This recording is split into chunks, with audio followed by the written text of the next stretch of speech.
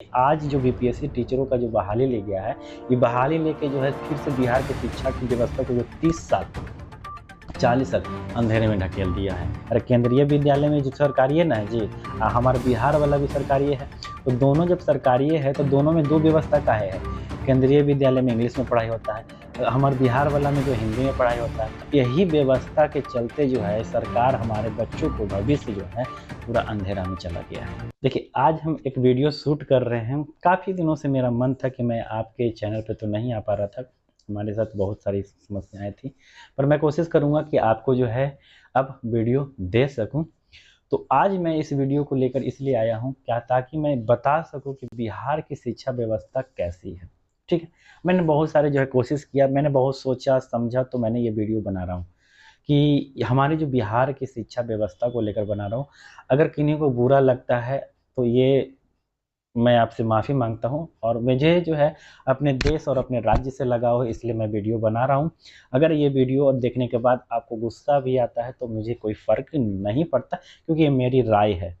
मेरी एक राय ये है कि अगर आप देखें तो बिहार की शिक्षा व्यवस्था को पूरी तरह से नीतीश कुमार जो है बर्बाद कर रखे हैं।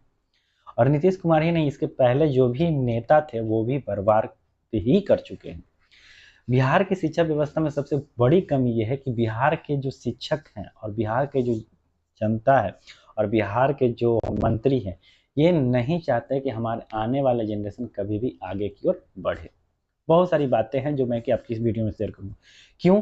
देखिए, सबसे पहली बात है कि ये जो इम्पोर्टेंट है कि आज के समय में आप अगर देखें तो सब लोग सीबीएसई बोर्ड में पढ़ना चाहते हैं। तो गरीब आदमी के पास इतना पैसा नहीं कि वो सीबीएसई बोर्ड में पढ़ सकें, क्योंकि उनकी कैपेसिटी नहीं है। चलिए ठीक है, आप ही की बात मान लेते हैं कि इतना औकात नहीं है, तो अब हम लोग एक ही ऑप्शन बचता है कि हमें गवर्नमेंट स्कूल में जाना पड़ता है। अब गवर्नमेंट स्कूल में जाना तो पड़ता है, और वहाँ की शिक्षा व्यवस्था और वहाँ की शिक्षक दोनों की हालत ऐसी है कि वहाँ पढ़ना और ना पढ़ना जो है बात एक है। पहले के लोग कहते थे कि जो है सरकारी स्कूल में बैठ पढ़ के जो आईएएस बन जाता था, ये हो गया, वो हो गया। पर हमको आज के इस दौर में हम बताते हैं कि अगर आप सही से सरकारी स्कूल में पढ़ेंगे, कितना हो मेहनत करके, तो आपको ग्रुप डीए में नौकरी लगेगा। हो सकता है ये बतवा आपको बुरा लग जाए, तो इससे हमको कोई फ़र्क नहीं पड़ता है। क्योंकि अगर मान लें शिक्षा हर क्षेत्र में, अगर मान लें कोई आदमी बहुत पैसा लगा कर बढ़िया स्कूल में पढ़ रहा है और उसको अच्छा शिक्षा मिल रहा है, तो उसका कंपेयरिंग आप अपने सरकारी स्कूल से कर लेंगे, कभी भी नहीं कर पाएँगे। दूसरा सबसे ज़्यादा जो मुद्दा क्या है कि आज जो बीपीएससी टीचरों का जो बहाली ले गया है, ये बहाली लेके जो है फिर से बिहार की शिक्षा की व्यवस्था को जो 30 साल 40 साल अंधेरे में ढकेल दिया है। अब आप कहेंगे कि ऐसे कैसे हो गया? देखिए, कहीं भी आप जाएँगे तो सबसे ज़्यादा मान्यता हमारे इंडिया में क्या चीज़ का है? इंग्लिश का। आप डॉक्टर बनेंगे, इंजीनियर बनेंगे या फिर कोई भी बड़ा पद लेने जाएँगे, तो सबसे ज़्यादा मान्यता मिलेगा इंग्लिश को। सरकार कहे क्या? इंग्लिश को कोई वैल्यू नहीं है। कोई भी कार्यालय का कार्रवाई जो है हिंदी में होगा, पर सबसे ज़्यादा वैल्यू इंग्लिश का ही है। अगर आप इंजीनियरिंग करेंगे, डॉक्टरी करेंगे, तो बुकें नहीं मिलेगा आपको हिंदी में। अब क्या हुआ कि बिहार के बच्चों को पढ़ाया किस भाषा में जाता है? हिंदी में।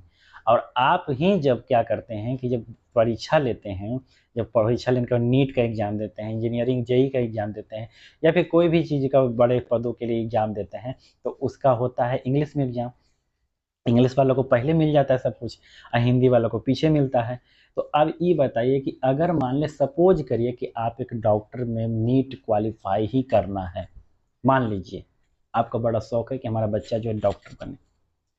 तो सरकारी स्कूल में पढ़ाया जाता है हिंदी में। हिंदी में जो है पूरा किताब 10वां तक पढ़ लिए आप। अब फिर 12th में जाइएगा तो हिंदी में पढ़िएगा कि इंग्लिश में, ये आप सोचिए। अब अगर गलती से हिंदी में पढ़ लिए, तो पहले तो नीट क्वालीफ़ाई होना मुश्किल हो जाएगा। नीट क्वालीफ़ाई हो भी गए, मान लेते कि आप हो गए, उसके बाद क्या करेंगे आप? जब वहाँ पे आपको हिंदी कोई बोलेगा ही नहीं, हिंदी कोई लिखेगा ही नहीं, हिंदी कोई समझेगा ही नहीं, तो ये बताइए कि आप उस शिक्षा कौन काम के लिए थी? जो आप हिंदी में पढ़े, सरकारी स्कूल में बीपीएससी का टीचर पढ़ाया, हिंदी मीडियम में पढ़ाया, और आपके कोई काम नहीं आया। आप एमबीए करने जाएँगे, तो क्या करेंगे? हिंदी पढ़ के जाएँगे, वहाँ हिंदी में पढ़ेबे नहीं करेगा। अब ये बताइए कि इस शिक्षा व्यवस्था से हमारे जो बच्चे हैं वो कहाँ जाएँगे? ग्रुप डीए ना जाएँगे जी रेलवे में? सीजीएल के भी फार्म भरेंगे तो इंग्लिश से खोज देगा, बैंक पीओ के भी फार्म भरेंगे तो इंग्लिश से खोज देगा। तो ना आप जनरले के बढ़िया पद पे जाइएगा और ना प्राइवेटे के कोई पद पे जाइएगा और ना कोई बड़ा पद पे जाइएगा। और यही व्यवस्था के चलते जो है सरकार हमारे बच्चों को भविष्य जो है पूरा अंधेरा में चला गया है। जैसे मेरा एक ही कहना है, मेरा कहना है कि सबसे पहले जब आप नया टीचर भर्ती कर रहे थे तो इंग्लिश वाला मीडियम में भरते। अरे केंद्रीय विद्यालय में जो सरकारी है ना जी, हमारा बिहार वाला भी सरकारी है, तो दोनों जब सरकारी है तो दोनों में दो व्यवस्था काहे है। केंद्रीय विद्यालय में इंग्लिश में पढ़ाई होता है, हमारे बिहार वाला में जो हिंदी में पढ़ाई होता है। केंद्रीय विद्यालय में सब व्यवस्था बढ़िया है, बिहार के सब स्कूल के हालत ख़राब है। तो सबसे पहले है कि टीचर जो आप भर्ती किए उसको लेना चाहिए था इंग्लिश मीडियम में। इंग्लिश मीडियम में लेने के बाद सिलेबस पहले इंग्लिश मीडियम में कन्वर्ट करते हैं। अगर अरे जैसा स्थिति है वैसी स्थिति रहता, हम ही नहीं कहते कि कुछ बदलता, पर अगर हम तनियों से इंग्लिश में पढ़ते रहते, उसी तरह से जो है फ्रिक्शन को हम घर्षण की जगह फ्रिक्शन बोलते ना, आए कि नहीं बोलते। तो बचपने से जब हम फ्रिक्शन जानते तो घर्षण से हमारा कोई रिलेशन नहीं था, कोई टेंशन ही नहीं था। अब बाद में जब हम जाते 11th में 12th में तैयारी करने तो वहाँ भी फ्रिक्शन ही बोलता, तो फ्रिक्शन समझ में आता हमको। बट यहाँ इन लोगों ने क्या किया कि पहले कहा कि घर्षण पढ़ो, घर्षण पढ़ो, घर्षण पढ़ो, अब बाद में कहता है फ्रिक्शन। अरे ये कुछ हो गया हो, फ्रिक्शन को चाहिए। बचपन से तो बढ़िया से घर्षण पढ़ते आए, समझ में भी आया, और एक तो आप बोल रहे फ्रिक्शन फ्रिक्शन, तो हमारा कुछ समझ में नहीं आ रहा। अभी फ्रिक्शन समझे में हमारा 6 महीना लग गया, साल भर लग गया। साल भर में हम समझे कि अच्छा फ्रिक्शन माने घर्षण होता है। अभी बताइए साल भर हमारा घर्षण पढ़े में लग गया, तो घर्षण वाला जो पहले ही से फ्रिक्शन पढ़ ले वो कहाँ चल जाएगा।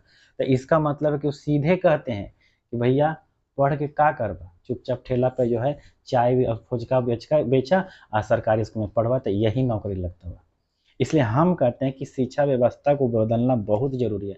सबसे पहले अगर बिहार में कुछ बदलना चाहिए तो शिक्षा में सबसे पहले उसका जो है किताब बदलना चाहिए। सारे किताब को हिंदी मीडियम से इंग्लिश मीडियम कर दिया जाए। और दूसरा सबसे इम्पोर्टेंट चीज़, इसीलिए मैं बोल रहा हूँ कि अगर आप हिंदी मीडियम से इंग्लिश कर देंगे तो जैसे हम तीर खींच के जो है अभी हिंदी वाला पढ़ते हैं और उसी तीर खींच के हम इंग्लिश वाला पढ़ लेंगे, तो कम से कम आगे जाके हमको दिक्कत तो नहीं ना होगा। पर आप तो शुरुए से हमारा चाहते हैं कि हम ना जाएँ बड़का पद पे, इसलिए हमारा पीछे कर देते हैं। और जेकर बाप माई के पास पैसा है वो सीबीएसई बोर्ड में पढ़ लेता है। अब वो सीबीएसई बोर्ड में पढ़ रहा है, हम बिहार बोर्ड में पढ़ रहे हैं, तो कैसे कंपटीशन करेंगे। वो सीबीएसई में पढ़ के बढ़िया ही कोचिंगो कर रहा है, हम जो है कोचिंगो नहीं कर रहे हैं, हमारा शिक्षो मिल रहा है उसमें, तो दोनों व्यवस्था खराब है। इसलिए हम कहते हैं कि सबसे ज़्यादा बिहार में अगर कुछ बदलने की ज़रूरत है तो सबसे पहले सिलेबस हिंदी से इंग्लिश करने की आवश्यकता है। तो हम ज़्यादा बोल दिए होंगे, तो आपको अगर बुरा लगा है तो मैं इसके लिए क्षमा चाहता हूँ, पर अगर ये सच्चाई है कि हमारे बिहार को अभी सबसे ज़्यादा ज़रूरत अगर कुछ की है तो वो है सिलेबस बदलने के लिए। और मैं शिक्षा से रिलेटेड ही वीडियो बोलूँगा, जब भी हमको लगे कि हमारे बिहार में कुछ कमी हो रही है तो मैं बोलूँगा, क्योंकि मेरा अधिकार है यहाँ बोलने का। तो हमारा ये वीडियो आपको कैसा लगा, अगर अपना सुझाव ज़रूर दें कि शिक्षा व्यवस्था में बदलाव आना चाहिए या नहीं आना चाहिए। आपको ऐसा लगता है बदलाव आना चाहिए तो हमारे साथ जुड़े, हमारे चैनल को सब्सक्राइब कर दें, अगर फेसबुक पे देखते हो लाइक कर दें। तो हमारा वीडियो आपको कैसा लगा, अगर अच्छा लगा तो लाइक सब्सक्राइब एंड शेयर करना ना भूलें। फिर मिलते हैं आपके साथ एक नई वीडियो, तब तक के लिए जय हिंद दोस्तों।